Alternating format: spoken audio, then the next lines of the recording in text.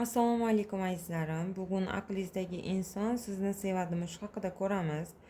Hammangizga hamisha rahmat, doimo like, komment yozib turganlaringiz uchun. Niyatingizni oldim, shifoli ochirim bo'lsin.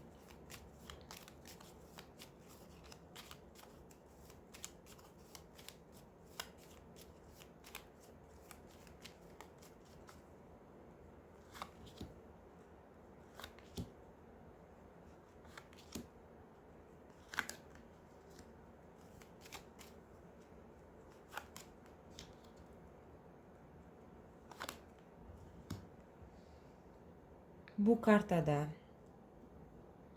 shuni ko'rsatmoqdaki, o'rtalaringizda qandaydir tortishuv yoki tushunmovchilik bo'lganligini aytmoqda. Shu sababli hozirgi paytda sizlar bir-biringizdan uzoqlashgansizlar va munosabatlaringizda sovuqlik tushganligi kartada sezilmoqda. Xo'sh, uning qalbida his-tuyg'ulari bormi?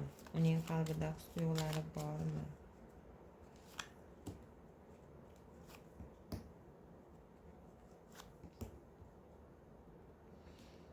Ha, uning qalbida his-tuyg'ulari bor.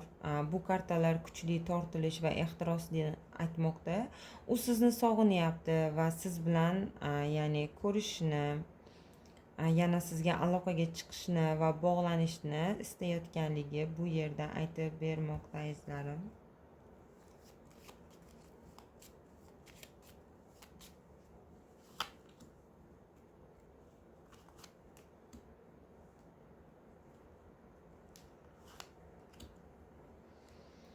Oralaringizdagi, ya'ni o'rtalaringizdagi energiya hali uzilmagan, energiya rishtasi orqali bir-biringizni unutishingiz qiyin. Ya'ni aqlingizdagi inson sizga nisbatan pok niyatli bo'lgan hislarini bildiradi bu yerda.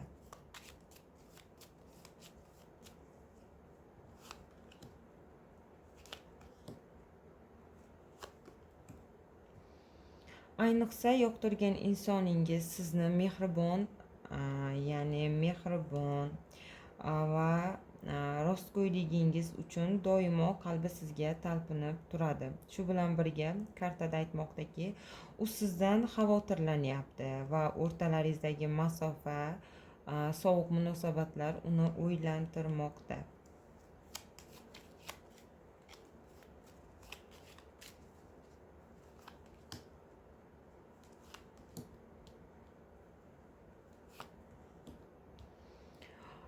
Bu yerda nima deyapti? Bu yerda sizlar olov qirol va malikasi kabi bir-biringizga mos juftlik sifatida ko'rsatmoqda.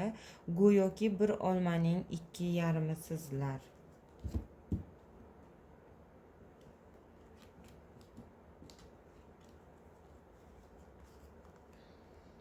Aqlingizdagi kishi o'z hislarini so'zlari bilan ayta olganda, ya'ni qalbidagi gaplarini ayta olganda sizga nima degan bo'lar edi? Shunday gapirar edi sizga: senga nisbatan hislarim sof, men sen bilan hammasini boshidan boshlashni xohlayman, ammo shoshilmayman. Har bir qadamimni o'ylab, yaxshilab, asta-sekin senga yaqinlashaman deb aytar edi azizlarim. Bu общий расклад hammaga ham mos kelmaydi. Niyatingiz va energiyangizni qaratgan holda o'zingizga qabul qilasiz. Keyingi ochirimlarda ko'rishguncha azizlarim, sog' bo'linglar.